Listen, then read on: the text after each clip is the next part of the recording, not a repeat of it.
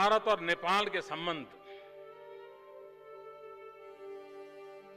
उतने ही पुराने हैं जितना हिमालय और गंगा पुराने हैं। यो बोली थियो भारतीय प्रधानमन्त्री नरेन्द्र मोदीको। नेपालको संसदमै नेपाल र भारतले हिमालय र गंगा जस्तो अटुट सम्बन्धसँग जोडेका थिए। तर तिनै मोदीको नेतृत्वमा विक्रम सम्वत 2072 सालमा नेपालमा नाकाबन्दी गरिएको थियो।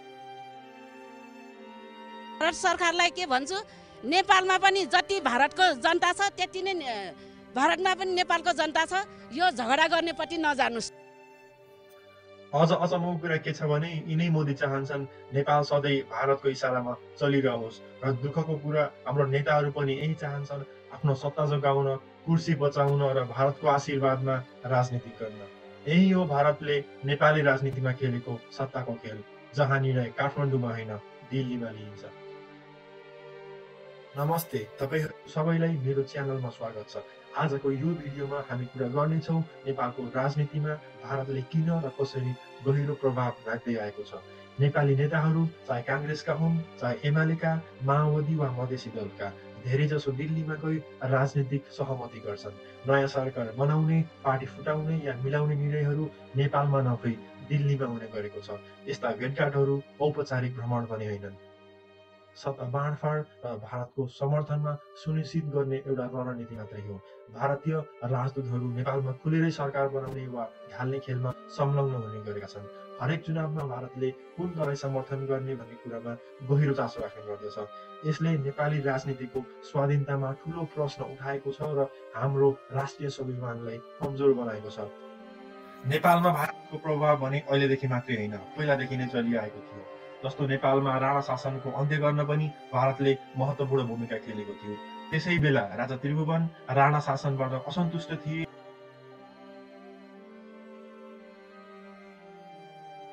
र नेपाली कांग्रेसले प्रजातान्त्रिक आन्दोलनको तयारी गरिरहेको थियो। सन् 1950 मा राजा त्रिभुवन आफ्नो परिवार सहित भारतको नयाँ दिल्ली गएर शरण लिन पुगे, जुन नेपालको राजनीतिक इतिहासमा एउटा ठूलो मोड पनि बन्यो।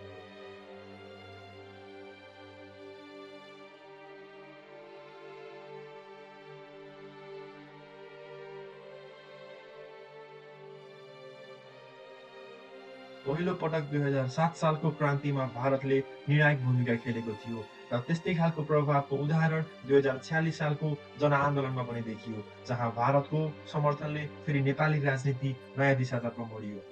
2046 सालको जनआन्दोलनले पञ्चायती व्यवस्थाको अन्त्य गरेर नेपालमा पुनः बहुदलीय प्रजातन्त्र ल्याएको थियो। नेपाली कांग्रेस र वामपन्थी दलहरू मिलेर राजा वीरेन्द्र विरुद्ध आन्दोलन पनि गरेका थिए। नेताहरू गणेशमान सिंह, कृष्ण प्रसाद भट्टराई, मनमोहन अधिकारी, माधव कुमार नेपाल जस्ता व्यक्तित्वले आन्दोलनको नेतृत्व पनि गरेका थिए।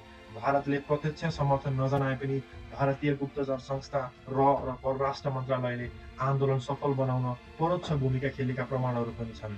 भारतमा बसेका नेताहरूले दिल्लीमा लुकेर आन्दोलनको रणनीति तयार गर्थे। आन्दोलन चर्किँदै जाँदा भारतले कूटनीतिक दबाव मार्फत राजा वीरेन्द्रलाई संविधान संशोधन गर्न पनि बाध्य गराएको थियो र त्यसैको फलस्वरूप 2046 सालमा नयाँ संविधान जारी भयो।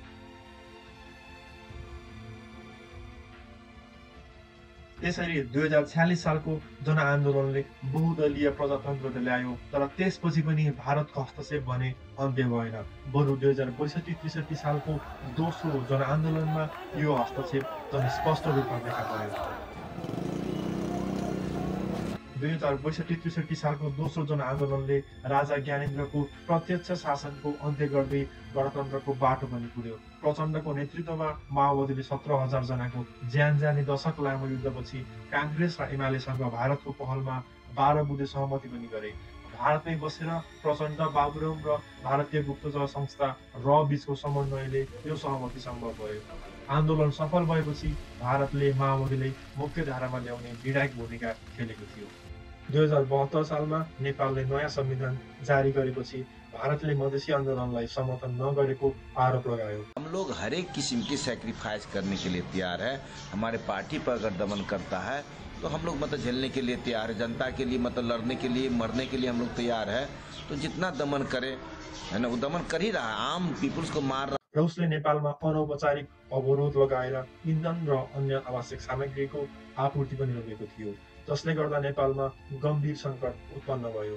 त्यसले नेपाल भारत सम्बन्धमा ठूलो तनाव ल्याउँछ।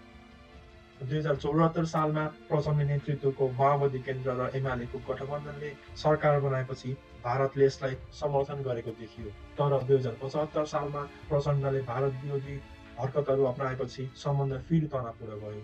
भारतले नेपाली नेताहरूमा आफ्नो प्रभाव जमाउन विभिन्न राजनीतिक दलहरूलाई समर्थन गर्ने र रोक्ने रणनीति अपनाएको आरोप छ। र 2076 सालमा नेपालले आफ्नो नयाँ राजनीतिक नक्सामा कालापानी, लिम्पियाधुरा र लिपुलेखलाई समावेश गरेपछि भारतले यसलाई एकतर्फी कदम भनेर पनि आपत्ति जनायो। 2079 सालमा पुष्पकमल दाहाल प्रचण्ड फेरि प्रधानमन्त्री बनेपछि भारतले उनको सरकारलाई खुलेआम समर्थन गरेको थियो र भारतीय प्रधानमन्त्री नरेन्द्र मोदीले दाहाललाई बधाई दिएर नेपाल भारत सम्बन्ध मिलाउने सङ्केत पनि गरेका थिए र यसले नेपाली राजनीतिमा भारतको भूमिका फेरि उजागर गरेको देखिन्छ।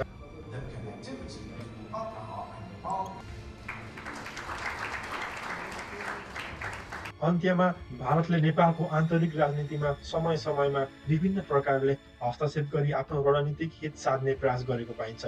कतिपय अवसरमा यसले लोकतान्त्रिक प्रक्रियालाई बढावा दिने सकारात्मक भूमिका पनि खेलेको छ भने अन्य समयमा आर्थिक प्रतिबन्ध र राजनीतिक दबाव जस्ता उपायहरूबाट नेपाली नेतृत्वलाई नियन्त्रण गर्ने प्रयास गरेको देखिन्छ।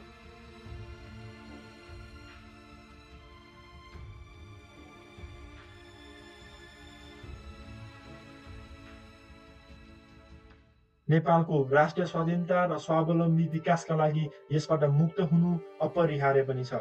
यस उद्देश्यका लागि नेपालले अन्तर्राष्ट्रिय शक्तिहरू जस्तै चीन, अमेरिका र युरोपियन युनियनसँग सन्तुलित सम्बन्ध काम गर्न सक्नुपर्दछ।